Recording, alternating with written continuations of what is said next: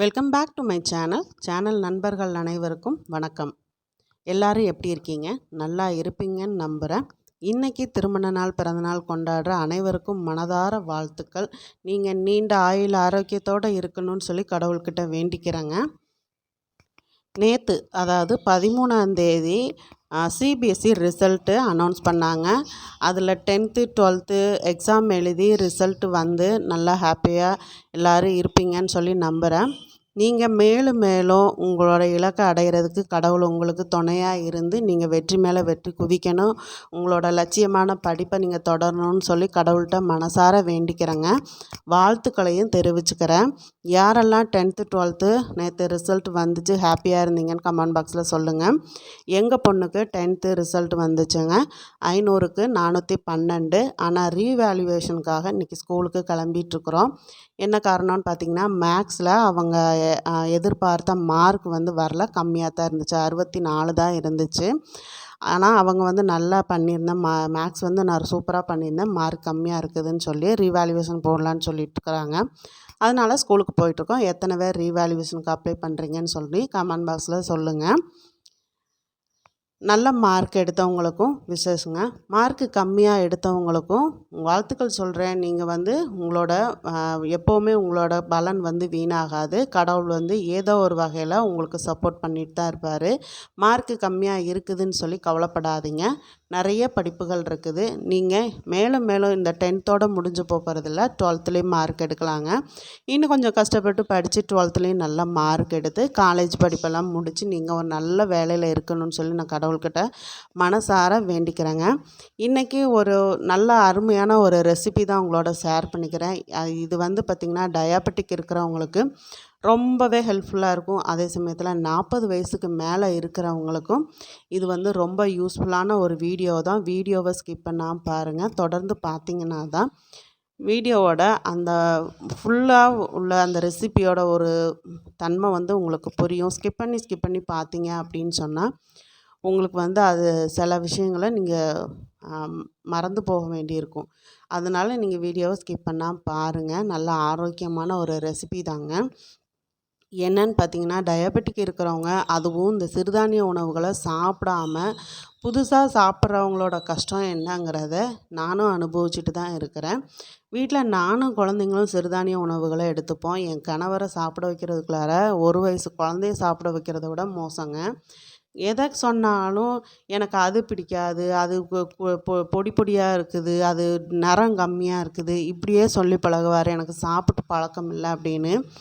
ஆனால் அது வந்து பார்த்திங்கன்னா டயாபெட்டிக் வந்து அதிக அளவில் இருக்கிறதுனால அவருக்கு இப்போ ஒயிட் ரைஸே கொடுக்கக்கூடாது, சிறுதானிய உணவுகளை தான் அதிகமாக கொடுக்க சொல்லியிருக்கிறாங்க. அதனால அவருக்கு நான் என்ன பண்ணினேங்கிறத உங்களோட ஷேர் பண்ணிக்கிறேன். இது வந்து காலையில் எனக்கு வந்து இந்த கூழ், எனக்கும் பிள்ளைங்களுக்கும் கூழும் மீல் மேக்கர் வந்து மட்டன் கறி மாதிரி வச்சுருந்தேன். கூழுக்கு அது சூப்பராக இருக்குங்க சாப்பிட்றதுக்கு. ஹஸ்பண்டுக்கு பூரி சப்பாத்தி பண்ணியிருந்தேன். பூரிக்கு வந்து மசால் பண்ணியிருந்தேங்க. இப்போ இந்த அருமையான இந்த மாவு வந்து பண்ணி வச்சிட்டோம் அப்படின்னா, இந்த டயாபெட்டிக் இருக்கிறவங்களுக்கு என்ன வேணாலும் செஞ்சு கொடுக்கலாம். இந்த ஒரு மாவு போதும். ராகி வந்து நல்லா முளைக்கட்டி எடுத்து வச்சுருக்கேன். அதே மாதிரி கொள்ளு பருப்பும் வந்து நல்லா முளைக்கட்டி எடுத்து வச்சுருக்கேன். நல்லா பாருங்கள், 2 3 நாள் ஆனதுனால நல்லா முளைக்கட்டி அந்த சடையாக இருக்குது பாருங்கள். இந்த மாதிரி இருக்கும்போது சூப்பராக இருக்குங்க. இந்த மாதிரி ராகியும் கொள்ளு பருப்பும் முளைக்கட்டி எடுத்துக்கோங்க. அப்புறம் இந்த தாம்பூலத்தில் எல்லா சிறுதானியங்களும் இருக்குது. நான் ஒவ்வொன்றும் வந்து நான் எடுக்கும்போது உங்களோட ஷேர் பண்ணிக்கிறேங்க. எல்லாமே பார்த்திங்கன்னா அரை கிலோ தான் வாங்கிட்டு வந்தேன். ஏன்னா அதிகமாக வாங்கிட்டு வந்து வேஸ்ட் பண்ணிடக்கூடாது அப்படிங்கிறதுக்காக. இது கூடவே பார்த்திங்கன்னா 1 டம்ளர் அளவுக்கு கோதுமை எடுத்து வச்சுருக்கேன். கருப்புளுந்து, தெனை, அப்புறம் ராகி, கம்பு, சோளம் இப்படின்னு எல்லாமே எடுத்து வச்சுருக்கேன். இந்த பொருள் எல்லாம் நம்ம தனித்தனியாக வறுத்து எடுத்துக்க போகிறோம். இரும்பு கடாய் எடுத்துக்கிட்டோம் அப்படின்னு சொன்னால் அந்த ஹீட் வந்து ஈவனாக இருக்கும். டக்குன்னு உங்களுக்கு வேலை முடியும். பக்கத்துலேயே நின்று மீடியம் ஃப்ளேமில் வச்சு ஒவ்வொன்றுமே வறுத்துக்கோங்க. கோதுமையுமே வறுத்துட்டு சேர்க்கும்போது உங்களுக்கு மணமும் நல்லாயிருக்கும். இன்னொன்று, இந்த ஒரே மாவில் புட்டு, இடியாப்பம், கொழுக்கட்டை, அப்புறம் பூரி, சப்பாத்தி, எல்லாமே ரொட்டி, இது எல்லாமே நம்ம செய்கிறதுனால ஏன் உங்களுக்கு ஸ்நாக்ஸு சாப்பிட்ணுன்னா கூட நீங்கள் இந்த மாவில் பக்கோடா பண்ணிக்கலாம், வடை பண்ணிக்கலாம், எல்லாமே சூப்பராக இருக்குங்க. இந்த ஒரு மாவு ரெடி பண்ணி வச்சிட்டிங்கன்னா போதும். இப்போது கோதுமையை வந்து வாசம் வர்ற அளவுக்கு வறுத்து விட்டாச்சு. இது கூடவே பார்த்திங்கன்னா சிகப்பு கவுனி அரிசி, அதாவது ரெட் ரைஸ்ன்னு சொல்லுவோம் இல்லையா, அந்த அரிசி தான் எடுத்துருக்கிறேன். அரிசி வந்து வறுத்துட்டு கொஞ்சம் பட்டுன்னு வெடிக்க ஆரம்பிக்கும். அந்த டைமில் நம்ம எடுத்து தட்டில் கொட்டிடலாங்க. இரும்பு கடாய்ங்கிறதுனால சூடு சீக்கிரம் ஆயிரும். அதனால் லோ ஃப்ளேம்லேயும் மீடியம் ஃப்ளேம்லேயும் மாற்றி மாற்றி கவர் பண்ணி வறுத்துக்கோங்க. எதுவுமே கரிஞ்சு போகக்கூடாது. கரிஞ்சு போச்சு அப்படின்னு சொன்னால் உங்களுக்கு வந்து டேஸ்ட்டு நல்லா இருக்காது. வறுத்துட்டு நம்ம சேர்க்கறதுனால மாவு வந்து சீக்கிரம் கெட்டு போகாது. எந்த ஃபுட்டு பண்ணாலும் நல்ல மணமாக இருக்குங்க. இப்போது இந்த சிகப்பு அரிசியும் வறுத்து தாம்பலத்தில் கொட்டியாச்சு. அடுத்தது தினை அரிசிங்க. தினை வந்து 1 டம்ளர். நம்ம 1 கப்பு வச்சுட்டு அதே கப்பில் எல்லாமே மெஷர் பண்ணிக்கலாம். தினையுமே பார்த்திங்கன்னா லைட்டாக அப்படி வாசம் வரும்போது நம்ம எடுத்து கொட்டிடலாம். இது எதுக்காக நம்ம வறுத்து பண்ணுறோன்னா, 1 நல்லா மணமாக இருக்கும், 2வது பார்த்திங்கன்னா எவ்வளோ நாள் ஆனாலும் கெட்டு போகாமல் இருக்கும், வண்டு வராமல் இருக்குங்க. சிறுதானியத்தை பொறுத்த வரைக்கும் ரொம்ப நாள் நம்ம ராவாக ஸ்டோர் பண்ணி வைக்க முடியாது, வண்டு பூச்சி எல்லாம் வந்துடும். இப்போ கம்பு அதாவது தினை வறுத்து தட்டில் கொட்டியாச்சு. இப்போ வந்து கருப்பு கவுனி அரிசி 1 டம்ளர் அளவுக்கு, அதையுமே பட்டுன்னு வெடிக்கும்போது நம்ம எடுத்து தாம்பலத்தில் கொட்டிடணும். இது எல்லாமே பார்த்திங்கன்னா டிபார்ட்மெண்டல் ஸ்டோர்களில் கிடைக்கக்கூடிய பொருள் தாங்க. சில பேர் வந்து ஆன்லைனில் ஆர்டர் பண்ணுவீங்க, அவங்களுமே இந்த மாதிரி நீங்கள் ஆர்டர் பண்ணி வச்சுக்கோங்க. எப்போவுமே முதல்ல கொஞ்சமாக வாங்கி செய்து உங்களுக்கு அந்த டேஸ்டெல்லாம் செட் ஆகிடுச்சு அப்படின்னு சொன்னால் நீங்கள் அதிகமாக செஞ்சு வச்சுக்கோங்க. இன்னொன்று இது முக்கியமாக பார்த்திங்கன்னா, இது நீங்கள் ஹெல்த் மிக்ஸாகவுமே பயன்படுத்தலாம். பாலில் போட்டு நல்லா 2 ஸ்பூன் போட்டு கொஞ்சம் சர்க்கரை, நாட்டு சர்க்கரையோ ஏதாவது சேர்த்துட்டு ஆற்றி குடிச்சிங்கன்னா நல்ல ஒரு செம்ம டேஸ்ட்டாக இருக்குங்க. இப்போ கருப்பு கவுனி அரிசியுமே வறுத்தாச்சு, அதையுமே தாம்பலத்தில் கொட்டிடலாம். நம்ம வறுத்துட்டு நல்லா ஆறுனதுக்கப்புறம் தான் மிஷினில் கொடுத்து அரைக்கணும். இது பார்த்திங்கன்னா மூங்கில் அரிசி. மூங்கில் அரிசியுமே டிபார்ட்மெண்டல் ஸ்டோரில் கிடைக்குது. மூங்கில் அரிசி எப்படி இருக்குதுன்னு பாருங்கள். பார்க்குறதுக்கு நெல் மாதிரியே இருக்கும், ஆனால் இது நெல் கிடையாது, மூங்கில் அரிசிங்க. இதையுமே நல்லா வறுத்துக்கலாம். அதாவது நிறம் மாறக்கூடாதுங்க, அதோட மணம் வர்ற அளவுக்கு மட்டும்தான் நம்ம வறுக்கணும் எல்லா பொருளையுமே. அதிகமாக வறுத்துட்டோம் அப்படின்னு சொன்னால் அதோட அந்த சத்துக்களும் வீணாக போயிடும், டேஸ்ட்டும் இருக்காது. அதனால தான் அதோட வாசம் வர்ற அளவுக்கு இரும்பு கடாயில் போட்டு வறுத்துட்ருக்குறேன். நல்லா ஈவனாக வறுத்துக்கோங்க. மூங்கில் அரிசியெல்லாம் வறுக்கும்போது பார்த்திங்கன்னா அந்த சூடு ஏற ஏற பட்டுன்னு வெடிக்கும், ரொம்ப நல்லாயிருக்கும். வறுத்துட்டு சும்மா கூட 2 எடுத்து வாயில் போட்டோன்னா அவ்வளோ சூப்பராக இருக்குங்க. மூங்கில் அரிசியில் கஞ்சியெல்லாம் வச்சு கொடுக்கலாம். நான் கஞ்சியெல்லாம் வச்சு கொடுத்து எங்கள் கணவர் வந்து அதையெல்லாம் குடிக்க மாட்டேங்கிறாரு. அதனால இந்த மாதிரி மாவு பண்ணி வச்சுட்டேன். சப்பாத்தி, பூரி, ரொட்டி இதெல்லாம் செய்கிறதுக்காக இந்த மாதிரி நான் மாவு பண்ணி வச்சிடுறதுங்க. நான் வந்து பாலில் போட்டு ஆற்றி குடிப்பேன். கூழ் மாதிரி காய்ச்சிட்டேன் அப்படின்னா பிள்ளைங்கள்லாம் மோர் ஊற்றி சாப்பிடுவாங்க. கறி குழம்பு இருந்துச்சுன்னு சொன்னால் கூழ் காய்ச்சி வச்சிட்டோம்னா அந்த கறி குழம்பு பக்கத்தில் வச்சு இந்த கூழ் சாப்பிடுவாங்க. இப்போ பார்த்திங்கன்னா 1 டம்ளர் அளவுக்கு சிகப்பு சோளம் எடுத்துருக்கிறேன். இந்த சிகப்பு சோளமும் நம்ம வாசம் வர்ற அளவுக்கு வறுத்துக்கலாம். வறுத்துட்டு அதையுமே தட்டில் கொட்டி வச்சுக்கோங்க. இது கூடவே பார்த்திங்கன்னா பார்லி அரிசி சேர்த்துருக்கேன். இந்த பார்லி வந்து நிறைய பெனிஃபிட் இருக்குது உங்களுக்கு. பார்லியில் அதாவது கெட்ட நீரை வெளியேற்றுற தன்மை பார்லிக்கு இருக்குதுங்க. இந்த பார்லி அரிசியுமே லைட்டாக அப்படி வறுத்துக்கலாம். ஈவனாக வறுத்துட்டிங்க அப்படின்னு சொன்னால் ரொம்ப நல்லதுங்க. நமக்கு கொஞ்சம் பொறுமை மட்டும்தான் முக்கியம். வறுக்கும்போது நமக்கு கொஞ்சம் பொறுமையாக வறுத்துட்டோம் அப்படின்னு சொன்னால் அதுக்கப்புறம் நமக்கு வேலை ஈஸி தாங்க. கருப்பு உளுந்து வந்து நான் 3/4 டம்ளர் எடுத்திருக்கேன். ஏன் அப்படின்னா உளுந்து வந்து அதிகமாக சேர்த்துட்டோம் அப்படின்னா மாவில் ஒரு மாதிரி வழுவழுப்பு தன்மை வரும். இன்னொன்று சில பேர் இதில் வெள்ளை உளுந்து சேர்ப்பாங்க, அப்படி சேர்க்காதீங்க. கருப்பு உளுந்து நம்ம வந்து இந்த தோலில் இருக்கிற அந்த ஃபைபர் சத்து வந்து நமக்கு ரொம்ப முக்கியம். அதுவும் மெனோபாஸில் இருக்கிறவங்க இந்த கருப்பு உளுந்து அதிகமாக சேர்த்துக்கிறது ரொம்ப நல்லது. கருப்பு உளுந்தையுமே அதே மாதிரி வாசம் வர்ற அளவுக்கு வறுத்தாச்சு. அதையுமே எடுத்து தாம்பளத்தில் கொட்டி வச்சிடலாம்.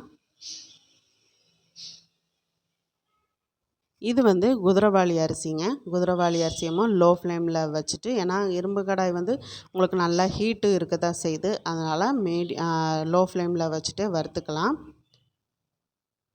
இதில் பார்த்திங்கன்னா நாங்கள் கம்பு அரிசி மட்டும் நான் சேர்க்கலைங்க. அதுக்கு பதிலாக மற்றதெல்லாம் சேர்த்துருக்குறேன். ஏன்னா கம்பு வந்து நாள் கம்பு கூழ் பண்ணினதுனால அது வந்து காலி ஆகிடுச்சு, வாங்குறதுக்காக மறந்துட்டேன். உங்கள்கிட்ட கம்பு அரிசி இருந்துச்சுன்னா அதுவும் சேர்த்துக்கோங்க, ரொம்பவே நல்லது. நல்லா இந்த மாதிரி ஈவனாக வறுத்து விட்டுக்கோங்க. இது குழந்தைங்களுக்கு கொடுக்கலாமான்னா கண்டிப்பாக கொடுக்கலாங்க. நல்லா கூழ் மாதிரி காய்ச்சிட்டு அவங்களுக்கு ஸ்பூனில் எடுத்து ஊட்டுங்க. அதாவது நான் சொல்கிறது, ஒரு வயசு குழந்தையிலேருந்தே நீங்கள் இந்த மாவு வந்து கூழ் மாதிரி காய்ச்சி கொடுக்க ஆரம்பிக்கலாங்க. நான் என் பொண்ணுக்கெல்லாம், பெரிய பொண்ணுக்கெல்லாம் நான் அந்த மாதிரி கொடுத்துருக்குறேன்.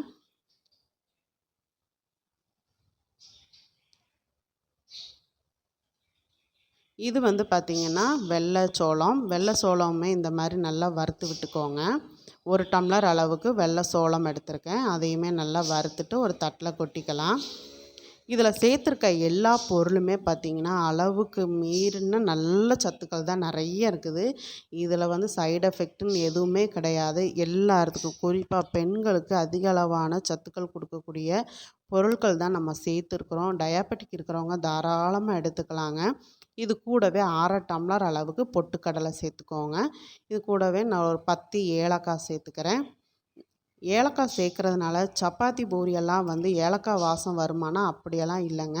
இது கூடவே பார்த்திங்கன்னா நல்லா ஒரு துண்டு சுக்கும் தட்டி போட்டிருக்கிறேன். சுக்கும் சேர்த்துக்கோங்க, செரிமானத்துக்கு ரொம்ப நல்லது. பொட்டுக்கடலை சேர்க்குறதுனால நம்ம பாலில் கலந்து குடிக்கும்போது நல்ல ஒரு திக்னஸ் கொடுக்கும். பொட்டுக்கடலை வந்து நல்ல வயிற்றுக்கு ரொம்ப நல்லது, செரிமானத்தை சரி பண்ணக்கூடியது இந்த பொட்டுக்கடலை. நாங்கள்லாம் சின்ன பிள்ளையா இருக்கும்போது வயிறு பிரச்சனையாக இருந்துச்சுன்னா தான் இந்த பொட்டுக்கடலையும் வெல்லமும் கொடுப்பாங்க, நல்லா மென்று சாப்பிடு அப்படின்னு சொல்லி. அப்போ வயிறு அந்த உப்புசம் இதெல்லாம் சரியாயிடும், வயிறு வலியெல்லாம் சரியாயிடும். பாத்ரூம் போகலன்னா கூட ஃப்ரீயாக பாத்ரூம் போயிடுங்க. அந்த அளவுக்கு பொட்டுக்கடலை வந்து இப்போ யாருக்கும் அதோட மகத்துவம் தெரியலை. ஆனால் சின்ன பிள்ளைங்களாம் அதாவது 80s கிட்ஸ்கிட்ட நீங்கள் கேட்டிங்க அப்படின்னா ஸ்நாக்ஸுனால் அது பொட்டுக்கடலையும் வெல்லமும் தான். இது வந்து முளைக்கட்டின கொள்ளு பருப்பு லைட்டாக சூடு பண்ணி எடுத்துக்கலாம். இதை வறுக்கணும்னு அவசியம் இல்லை. அந்த கடாயில் போட்டு அந்த கடாயோட சூட்டில் அப்படி சூடு பண்ணி கையில் எடுத்தோம்னா லேசாக சூடு பரவுற மாதிரி சூடு பண்ணிக்கலாம்.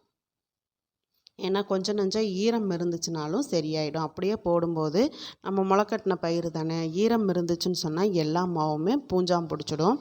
அதனால் இந்த மாதிரி லைட்டாக அந்த கடாயில் போட்டு சூடு பண்ணிட்டோம் அப்படின்னு சொன்னால் உதிரி உதிரியாக ஆகிடும். அதையும் எடுத்து நம்ம தட்டில் கொட்டிடலாம்.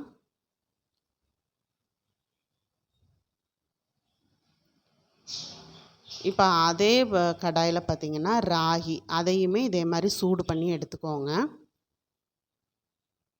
ராகியெல்லாம் பார்த்திங்கன்னா முளைக்கட்டணும் அப்படின்னா ஒரு 12 மணி நேரம் நல்லா தண்ணியில் ஊற வச்சுட்டு, அதுக்கப்புறம் இந்த மாதிரி ரேஷன் கடை வேஸ்ட்டு எல்லார் வீட்லேயும் இருக்கும், அதை நல்லா வாஷ் பண்ணிவிட்டு அது நல்லா அந்த ராகியை வந்து ஈரத்தோடு எடுத்து தண்ணி வடித்து அந்த துணியில் கட்டி நல்லா மூட்டை மாதிரி இறுக்கி பிடிச்சி கட்டிடுங்க. கட்டிட்டீங்க அப்படின்னா உங்களுக்கு 2 நாள் விட்டிங்கன்னா நல்ல சடை சடையாக உங்களுக்கு அந்த வேர் வந்துடும். அது ரொம்ப நல்லதுங்க. இந்த ராகி வந்து நல்ல ஒரு சத்துக்கள் நிறைய இருக்குது. இரும்பு சத்து ராகியில் நிறைய இருக்குதுங்க. இரும்பு சத்து குறைபாடு இருக்கிறவங்க, ரத்தத்தோட அளவு கம்மியாக இருக்கிறவங்க ராகி நிறைய சேர்த்துக்கிறது நல்லதுன்னு டாக்டர் சொன்னார். ராகி வந்து முளைக்கட்டி சேர்க்குறது நமக்கு டபுள் பெனிஃபிட் கொடுக்கும். ஒரு வேளை உங்களுக்கு முளைக்கட்ட முடியல அப்படின்னா நீங்கள் நார்மலாகவே ராகியை எடுத்துக்கோங்க. இப்போ ராகியுமே சூடு பண்ணிவிட்டு தாம்பளத்தில் கொட்டி வச்சாச்சு. அடுத்தது பார்த்திங்கன்னா இது எல்லாமே நல்லா ஜீரணமாகிறதுக்காக கசகசா 1.5 ஸ்பூன் அளவுக்கு சேர்த்துக்கிறேன். இதையுமே நல்லா லைட்டாக வறுத்துக்கலாங்க. கசகசா ரொம்பவே நல்லது. வயிற்றில் பார்த்திங்கன்னா இந்த சில முடிகள், அதாவது நம்ம நாய்க்குட்டி வளர்க்குறோம் அப்படின்னா அதோட முடிகள் தெரியாமே நம்ம சாப்பாட்டோட நம்ம வயிற்றுக்குள்ளே போயிடும். அதெல்லாம் வந்து வெளியேற்றுற தன்மை கசகசாக்கு உண்டுங்க. இப்போ எல்லாமே ஆறட்டும். நல்லா ஆறுனதுக்கப்புறம் நம்ம மிஷினில் கொடுத்து அரைச்சிக்கலாம். நல்லா ஆற வச்சுருக்கிறேன் பாருங்கள். எல்லாம் சூப்பராக வறுத்து பார்க்குறக்கே எவ்வளோ கலர்ஃபுல்லாக இருக்குது. குடிக்கும்போது செம்ம டேஸ்ட்டாக இருக்குங்க. எல்லாம் ஈஸியாக கிடைக்கக்கூடிய பொருள் தான். விலை கொஞ்சம் ஜாஸ்தியாக இருந்தாலும் நம்ம சத்துக்கள் வந்து நம்ம எதிர்பார்க்குற பெனிஃபிட் வந்து இதில் இருக்குது. நீங்களும் இதை ட்ரை பண்ணி பாருங்கள். இப்போ இது எல்லாமே ஆறுனதுக்கப்புறம் மிஷினில் கொடுத்து அரைக்கலாம் வாங்க. இப்போ பாருங்கள், எல்லாம் நல்லா ஆறிடுச்சு. பக்கெட்டில் கொட்டிட்டேன். இப்போ போய் மிஷினில் கொடுத்து அரைக்க வேண்டியதுதான். நல்லா இந்த அளவுக்கு கொஞ்சம் கூட சூடு இருக்கக்கூடாது, ஈரம் இருக்கக்கூடாதுங்க. அப்போ தான் நமக்கு ஸ்டோர் பண்ணினா பூஞ்சாம் பிடிக்காமல் இருக்கும். சரி வாங்க, மிஷினில் கொடுத்து அரைச்சிட்டு அப்புறம் நம்ம மாவை வந்து நல்லா காய வைக்கணும். மிஷினில் கொடுத்து அரைச்சிட்டு வந்துட்டு நல்லா பாருங்கள் காய வச்சுருக்கேன். காஞ்சதுக்கப்புறம் நம்ம பக்கெட்டில் எடுத்து திருப்பி ஸ்டோர் பண்ணி வச்சுக்கலாங்க. ஆறுனதுக்கப்புறம் பக்கெட்டில் ஸ்டோர் பண்ணணும் அப்படின்னா தான் மாவு வந்து அடியில் பூஞ்சான் பிடிக்காமல் இருக்கும். ஏன்னா மிஷினில் அரைச்சிட்டு வரும்போது ரொம்ப சூடாக இருக்கும். அந்த டைமில் நம்ம அப்படியே வந்து பக்கெட்டை மூடி வச்சோம் அப்படின்னா அடியில் உள்ள மாவெல்லாம் சீக்கிரம் வந்து உங்களுக்கு பூஞ்சான் பிடிச்சிடும். மாவை பார்த்த உடனே பிள்ளைங்க சொல்லிட்டாங்க, எங்களுக்கு நாளைக்கு கூழ் தான் வேணும் அப்படின்ட்டாங்க. சரி ஓகே அப்படின்னு மறுநாள் காலையில் பக்கெட்டில் மாவெல்லாம் எடுத்து வச்சுட்டு கூழ் கிண்டுறதுக்காக ஒரு பவுலில் மாவு எடுத்துருக்குறேங்க. இது கூழ் கிண்டுறது ரொம்ப ஈஸி. மோர் விட்டு கரைச்சி குடிக்கிறதுக்கு இந்த வெயிலுக்கு சூப்பராக இருக்கும். பிள்ளைங்க என்ன சொன்னாங்க அப்படின்னா, சோயா கறி இருக்குதுல்லாமா, அதனால் எங்களுக்கு நீங்கள் சுட சுட எங்களுக்கு கூழ் கிண்டி தாங்க அப்படின்னாங்க. அதனால் சரின்னு தண்ணியை அடுப்பில் வச்சுட்டு மாவை வந்து கெட்டி இல்லாமல் இந்த மாதிரி தண்ணி விட்டு நல்லா கரைச்சி விட்டுக்கோங்க. நம்ம நார்மலாக இப்போ ராகி கூழெல்லாம் கிண்டுறதா இருந்தால் 1க்கு 3 டம்ளர் தண்ணி வச்சு கிண்டுவோம் இல்லையா, அதே மாதிரி தான் இதுவும். 1க்கு 3 டம்ளர் வந்து தண்ணி வச்சுக்கோங்க. இந்த மாதிரி ஒரு பவுலில் தேவையான அளவுக்கு மாவை கரைச்சி எடுத்துக்கோங்க. இதுவே நான் வந்து உப்பு போட்டு கூழ் கிண்டுறேன். நீங்கள் வந்து வெல்லம், நாட்டு சர்க்கரை எது வேணாலும் போட்டு கூழ் கிண்டலாங்க. தண்ணி வந்து கொதிச்சிட்டு இருக்குது. 2 டம்ளர் அளவுக்கு தண்ணி வந்து சூடு பண்ணினா 1 டம்ளர் விட்டு மாவை கரைச்சி எடுத்தாச்சு. உப்பு தேவையான அளவுக்கு சேர்த்துக்கோங்க. அதாவது நான் வந்து அந்த சோயா கறிக்கும் மோர் ஊற்றி கரைச்சி குடிக்கிற மாதிரி தான் இன்றைக்கி கூழ் கிண்டுறேன். இதுவே நீங்கள் வந்து அதாவது இனிப்பு சேர்க்குறீங்க அப்படின்னா நீங்கள் தண்ணி இதே அளவு தான், ஆனால் உப்பு வந்து ஒரு பிஞ்ச் அளவு மட்டும் சேர்த்துக்கோங்க. இப்போ தண்ணி நல்லா சூடானதும் நம்ம கரைச்சி வச்சுருந்த மாவை சேர்த்து கைவிடாமல் கிண்டுங்க. கைவிடாமல் கிண்டும்போது தான் எங்கேயும் கட்டி இல்லாமல் நல்லா வெந்து வரும் உங்களுக்கு. இந்த மாதிரி கிண்டி விட்டுட்டு, ஆனால் இந்த வெயில் காலத்துக்கு மோர் விட்டு கரைச்சி பக்கத்தில் 4 வெங்காயத்தை வச்சு சாப்பிட்டோம் அப்படின்னா அமிர்தங்க. ஆரோக்கியத்துக்கு ஆரோக்கியமும் கூட, டேஸ்ட்டும் கூட அவ்வளோ நல்லாயிருக்கும். ட்ரை பண்ணி பாருங்கள். இந்த வீடியோ பற்றின கருத்துக்களை நீங்களும் கமெண்ட் பாக்ஸில் தெரியப்படுத்துங்க. இன்னொன்று, உங்கள் வீட்டில் டயபெட்டிக் இருக்கிறவங்க ஃபுட்டெல்லாம் வந்து நீங்கள் சொல்கிற மாதிரி ஃபாலோ பண்ணுறாங்களா, இல்லை அவங்க இஷ்டத்துக்கு சாப்பிட்டுட்டு சுகர் லெவலை ஏற்றிட்டு ஹாஸ்பிட்டல்னு போய் படுத்துக்கிறாங்களா அப்படிங்கிறதையும் கமெண்ட் பண்ணுங்கள். ஆனால் இந்த ஒரு மாவு பண்ணிவிட்டு நீங்கள் இதில் சப்பாத்தி, பூரி எல்லாம் செஞ்சு கொடுத்தீங்கன்னா கட்டாயம் அவங்களுக்கு பிடிக்குங்க. ட்ரை பண்ணி பாருங்கள். கூழ் வந்து நல்லாவே வெந்துருச்சு. ஒரு 5 நிமிஷம் அப்படியே மூடி வச்சிடலாம். மூடி வச்சுட்டு அதுக்கப்புறம் சுட சுட எடுத்து சர்வ் பண்ணலாங்க. ஆறுனதுக்கப்புறம் இன்னும் நல்லா திக்காகிடும் உங்களுக்கு. சுட சுட சாப்பிட்றதுனால நான் இந்த பக்குவத்தில் ஆஃப் பண்ணிட்டேன். ஆனால் ஆறுனதுக்கப்புறம் நல்லா திக்காக இருக்கும். அப்படியே கரண்டியில் எடுக்கும்போது பார்த்திங்கன்னா நல்லா அப்படியே ஒரு கருப்பட்டி சிரட்டை எப்படி இருக்கும் அந்த மாதிரி வருங்க. எல்லாம் அந்த வாசத்துக்கு எனக்கு பசிக்குதுன்னு வந்து உட்காந்தாச்சு. அதனால் நானும் சரி ஆறுற வரைக்கும் வெயிட் பண்ணாமல் சுட சுட எடுத்து சர்வ் பண்ண போகிறேங்க. வாங்க நீங்களும் இந்த கூழ் குடிக்கலாம். அதுவும் ஆரோக்கியமான ஒரு கூழ் கூட. ஒரு தடவை செஞ்சு வச்சிட்டோம் அப்படின்னா மொத்தம் எல்லாமே வறுத்து வரும்போது 4 கிலோ இருந்துச்சு. எங்கள் ஃபேமிலிக்கு 2 மாதத்துக்கு வருங்க. நீங்களும் இதே மாதிரி ட்ரை பண்ணி பாருங்கள். ரொம்ப ஆரோக்கியமானது. பக்கத்தில் வெங்காயமும் அந்த மீல் மேக்கர் கறியும் வச்சு சர்வ் பண்ணேன். சூப்பராக இருந்துச்சுங்க. மீண்டும் அடுத்த வீடியோவில் சந்திக்கிறேன். நன்றி, வணக்கம்.